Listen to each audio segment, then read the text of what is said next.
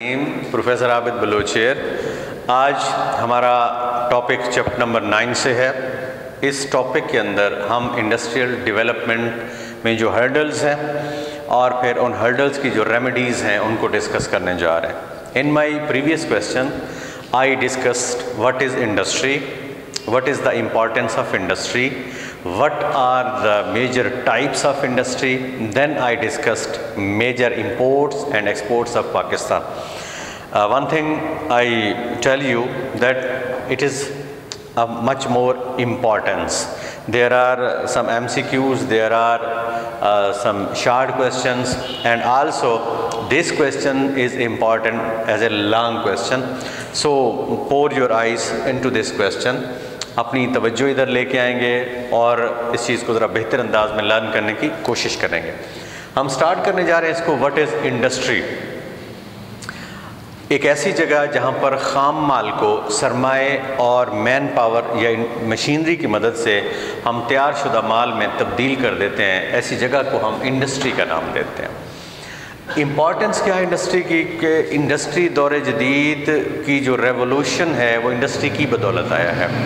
दौर जदीद में जो ममालिक, जो कौमें इंडस्ट्री की पावर की हामिल हैं, वो कौमें इस वक्त लीडिंग पोजीशन में हैं। उन्होंने दुनिया पर रूल करना है, रूल कर रही हैं। आपके सामने अमेरिका है, जापान है, आपके सामने चाइना है। ये इंडस्ट्रियलिस्ट नेशंस हैं और इन्होंने दुनिया पर हुक्मरानी की है, कर रही हैं और आगे भी करने जा रही हैं। तो अगर कोई कौम आगे बढ़ना चाहती है तो उसे इंडस्ट्री की अहमियत को समझना पड़ेगा। Now let's discuss Pakistan industry. Pakistan की जो सनत है वो इस वक्त कोई अच्छी हालत में मौजूद नहीं है। हम उसे हौसला अफजा पोजीशन भी नहीं कह सकते। पाकिस्तान की इंडस्ट्री इस वक्त पुअर हालत में है।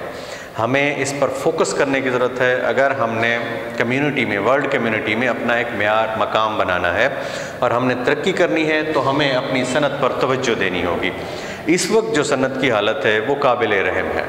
Let's discuss what are the basic hurdles which Pakistan industry is confronting nowadays. जब हम उनकी बात करते हैं तो सबसे पहले आता है एनर्जी क्राइसिस।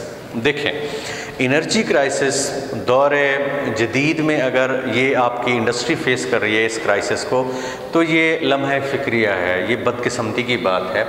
हम डिस्कस करें अगर 2000 से बयान ये जो 20 साल का ड्यूरेशन है, इसमें कई बार पाकिस्तान इंडस्ट्री ने उठने की कोशिश की है, तो उसको जिस चीज़ ने सबसे ज़्यादा डिस्टर्ब किया है वो एनर्जी क्राइसिस है।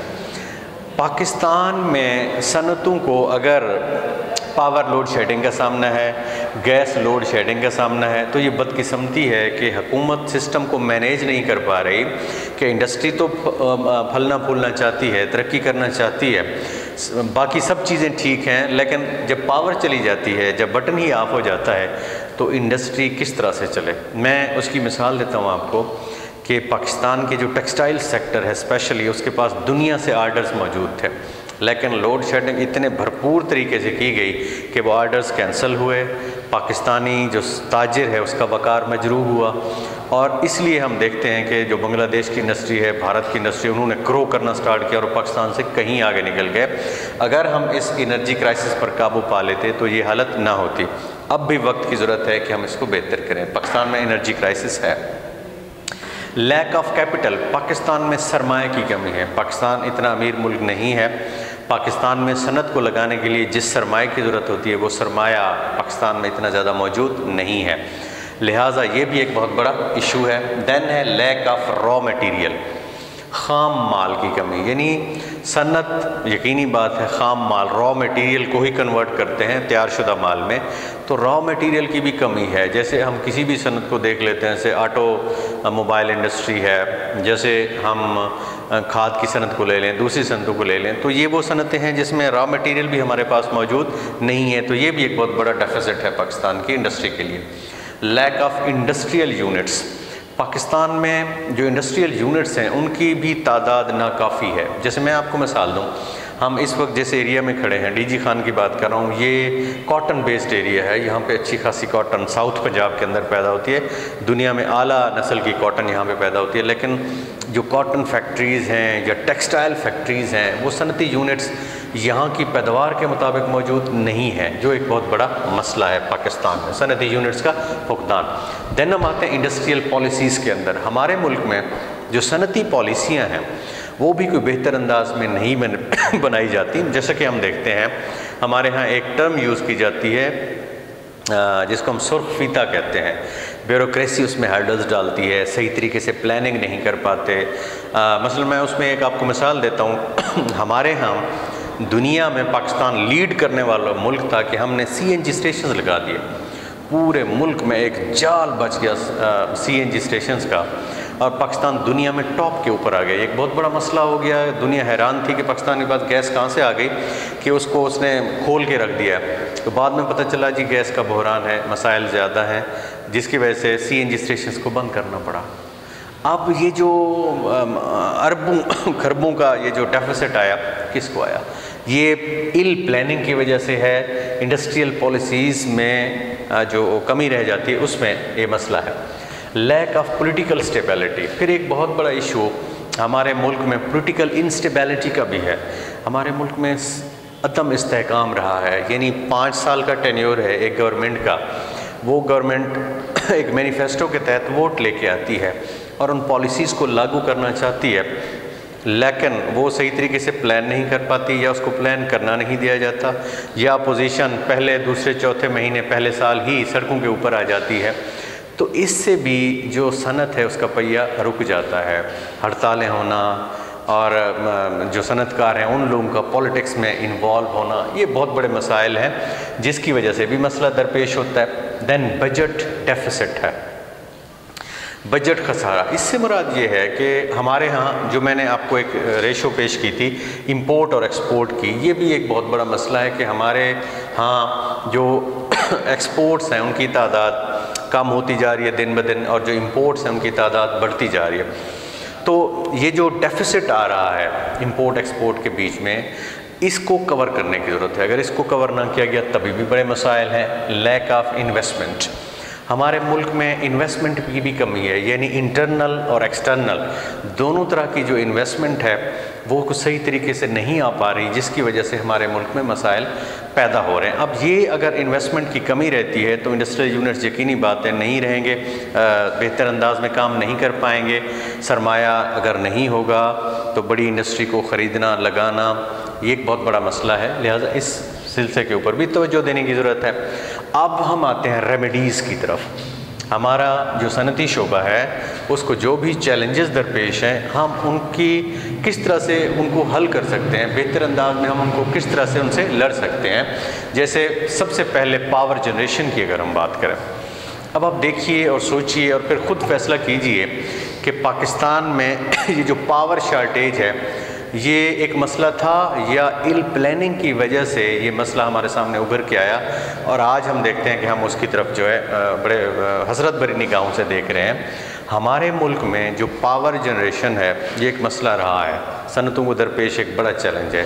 لیٹس سی کہ واقعتاً یہ مسئلہ ہے نہ حل ہونے والا مسئلہ ہے یا اس کو ہم بہتر پلاننگ کے ساتھ حل کر سکتے ہیں۔ آپ دیکھیں پاکستان آبی وسائل سے مالا مال ہے، دنیا کے بڑے بڑے دریا پاکستان کے اندر موجود ہیں، اور ہم بہت سا پانی جو ہے اپنا ضائع کرتے ہیں اور وہ جو ہے عربین سی میں گر جاتا ہے۔ ہم بیچ میں ڈیمز بنا کے جو سستا ترین جو پاور ہے وہ ہم جنریٹ کر سکتے ہیں۔ ہم ڈیمز بنا کے پانی کو روک سکتے ہیں، پاور جنریٹ کر سکتے ہیں، اور پھر ہم اس پانی سے اپنے ایگریکلچر سیکٹر کو جو ہے فائدہ دے سکتے ہیں۔ تو ہمیں ضرورت ہے۔ پھر آپ دیکھ لیں ونڈ انرجی موجود ہے ہمارے پاس، سولر، آپ دیکھیں ماشاءاللہ کتنی زیادہ گرمی، پاکستان دنیا کے گرم ترین خطوں میں سے ایک خطہ ہے۔ تو اگر ہم سولر پینلز جو ہیں ان کو بہتر طور کے اوپر پورے ملک میں پھیلائیں، اس کے اوپر ٹیکسز کم کریں، اور سرکاری اور نجی شعبے کے تعاون سے ہم سولر انرجی کی طرف شفٹ کریں۔ دنیا میں کئی ملک ایسے ہیں جہاں پر سب سے بڑا پاور جنریشن کا ذریعہ ہی سولر ہے یا ونڈ انرجی ہے، ہم ان کی طرف نہیں جا رہے۔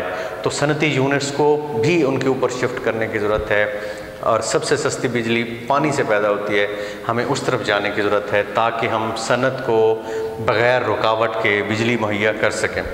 مثلا میں ریسنٹلی اس کی مثال دیتا ہوں آپ کو، ابھی کی بات کر رہا ہوں، کہ پاکستان گورنمنٹ نے یہ ایشور کروایا ہے انڈسٹریز کو، اسپیشلی سیالکوٹ، فیصل آباد، کراچی کو، کہ ہم بغیر لوڈ شیڈنگ کے، چاہے گیس کی ہے چاہے بجلی کی ہے، آپ کو یہ چیز فراہم کریں گے، آپ فل سوئنگ کے اوپر کام کریں۔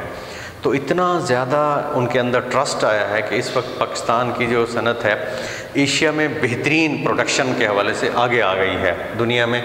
بلومبرگ کا تجزیہ پڑھ رہا تھا تو وہ بتا رہے تھے کہ اب ماشاءاللہ پاکستان جو ہے وہ اس میں آگے جا رہا ہے۔ پھر بیٹر ٹرانسپورٹیشن ہے۔ دیکھیے جو انڈسٹری ہے اس میں خام مال کی آمد ہے اور تیار شدہ مال جو ہے اس کو پھر دنیا میں منڈیوں تک پہنچانا ہے۔ یہ جو ٹرانسپورٹیشن کا شعبہ ہے اس کو بھی بہتر کرنے کی ضرورت ہے۔ اب انڈسٹری دنیا کے ہر کونے میں جیسے موجود ہے، پاکستان کے ہر کونے میں اس کو پھیلانے کی ضرورت ہے، اور پھر وہاں تک مشینری کا لے کر جانا، سڑکوں کا بہترین جال، اس کے لیے بہترین ٹرانسپورٹ کی فیسلٹیز، اور پھر ٹیکسیشن، ان سب چیزوں کے اندر حکومت کو بہتر سے بہتر سہولیات دینے کی ضرورت ہے تاکہ یہ شعبہ بھی بہتر سے بہتر انداز میں کام کر سکے اور جو صنعتوں کو درپیش ٹرانسپورٹیشن کے چیلنجز ہیں ان سے نپٹا جا سکے۔ پھر اگر ہم دیکھیں تو ڈیولپمنٹ آف ایگریکلچر سیکٹر ہے۔ دیکھیے ہم ایک ایگریکلچر کنٹری ہیں، آپ اور ہم اسے تسلیم بھی کرتے ہیں۔ رائٹ فرام 1947 ہم اسی فیز میں جا رہے ہیں، تاہم ایگریکلچر کے اوپر ہمارا جو انحصار ہے وہ ڈے بائی ڈے کم ہوا ہے، لیکن اس کو ہمیں اب شفٹ کرنے کی ضرورت ہے۔ ایگریکلچر کو بھی ہمیں اب انڈسٹری بنانے کی ضرورت ہے۔ میں جیسے اس کی مثال دوں کہ ابھی بھی ہم ایگریکلچر سیکٹر میں پرانے طریقوں کو اپنانے پر مجبور ہیں۔ اب اس کی میں مثال آپ کے سامنے رکھتا ہوں کہ ابھی بھی پاکستان کے کچھ علاقے ایسے ہیں جہاں پر کھیتوں میں جانوروں کی مدد سے ہل چلایا جاتا ہے، جہاں پر کنویں سے پانی کھیتوں میں دیا جا رہا ہے۔ اب یہ وہ چیزیں ہیں جو پیداوار میں بہت بڑی رکاوٹ پیدا کرتی ہیں۔ مین پاور بہت زیادہ استعمال کی جا رہی ہے، مشینری کا استعمال نہیں ہے۔ میں اس پہ مثال دوں اگر آپ کو، فی ایکڑ پیداوار پاکستان میں اگر فرض کریں ہم اٹھا رہے ہیں 10 من، تو آپ اس کو لے لیں آسٹریلیا میں وہ 80 من پہ پہنچ گئے ہیں، یعنی اتنا زیادہ یہ جو ڈفرینس ہے۔ اب اس کی مثال میں آپ کو دیتا ہوں کہ ہماری جو دیسی گائے ہے وہ اگر ہمیں 2 کلو دودھ دیتی ہے تو جو انہوں نے اپنے سسٹم کو اپ گریڈ کیا ہے تو وہ بہتر سے بہتر انداز میں وہ 40 کلو تک جو ہے وہ پہنچ گئے ہیں۔ یہ وہ صورتحال ہے جس کو بہتر کرنے کی مزید ضرورت ہے تاکہ بہتری ہو سکے۔ پھر ہم آتے ہیں ایکسیس ٹو فارن مارکیٹس۔ ہماری جو فارن مارکیٹس دنیا میں موجود ہیں اس وقت، ان تک جانے کی ضرورت ہے، منڈیاں دینے کی ضرورت ہے تاکہ زیادہ سے زیادہ لوگ جو ہے وہ اس میں کام کریں اور فارن مارکیٹس کیپچر کرے پاکستان۔ جیسے ہم اپنی چیزیں باہر بھیجتے ہیں تو زیادہ سے زیادہ ان کو کیپچر کرنا بہت زیادہ ضروری ہے۔ پھر سکلڈ لیبر ہے۔ ہمارے ملک میں جو لیبر ہے وہ زیادہ مزدور ٹائپ ہے، ان پڑھ ہیں۔ ہمیں سکلڈ لیبر کی ضرورت ہے تاکہ یہ سکلڈ لیبر جو ہے یہ پاکستان کے لیے زیادہ سے زیادہ سرمایہ جو ہے لے کر آ سکے۔ ایک مزدور جو ہے وہ کم پیسے لیتا ہے، جبکہ ایک ہنرمند انجینئر جو ہے اس کی اچھی خاصی پے ہوتی ہے، تو ہمیں سکلڈ لیبر پروڈیوس کرنے کی ضرورت ہے۔ پھر ہم آتے ہیں پولیٹیکل سٹیبلٹی کے اوپر۔ پاکستان میں پولیٹیکل انسٹیبلٹی نے صنعت کو بہت زیادہ دھوکہ دیا ہے، بہت بڑے مسائل پیدا کیے ہیں۔ اب صنعت کار کو اگر پتہ ہو کہ یہ والی پالیسی 5 سال تک 10 سال تک لانگ ٹرم پلاننگ ہو اس شعبے کے اندر، تو ہم بہتر سے بہتر کام کر سکتے ہیں، بہتر سے بہتر انداز میں سرمایہ لے کے آ سکتے ہیں۔ ایجوکیٹڈ فارمر یا ایجوکیشنل فیسلٹیز صنعت میں ہوں، ایجوکیٹڈ پرسنز ہوں تو وہ بہتر انداز میں کام کر کے اپنے سسٹم کو بہتر کر سکتے ہیں اور زیادہ سے زیادہ نفع کما سکتے ہیں، اپنے لیے بھی، اپنی قوم کے لیے بھی، اور آگے تک جا سکتے ہیں۔ تو ایجوکیشنل فیسلٹیز دینا بہت زیادہ ضروری ہے۔ دین ہم آتے ہیں اسٹیبل انڈسٹریل پالیسیز کے اندر۔ ہمارے ہاں جو پالیسی میکنگ لوگ ہیں، انوالومنٹ جن کی ہے، ان کو گراس روٹ لیول تک آنے کی ضرورت ہے اور تاجروں، صنعت کاروں سے مل کر بہتر سے بہتر پالیسیاں بنانے کی ضرورت ہے تاکہ یہ پالیسیاں جو ہیں وہ پرولانگ کر سکیں، لانگ ٹرم کے اوپر ہوں اور زیادہ سے زیادہ بہتر انداز میں ہم سسٹم کو کیپچر کر سکیں اور پاکستان دنیا میں جو انڈسٹری بیسڈ ترقی ہے اس کو وہ لے کر جا سکے۔ Thank you very much.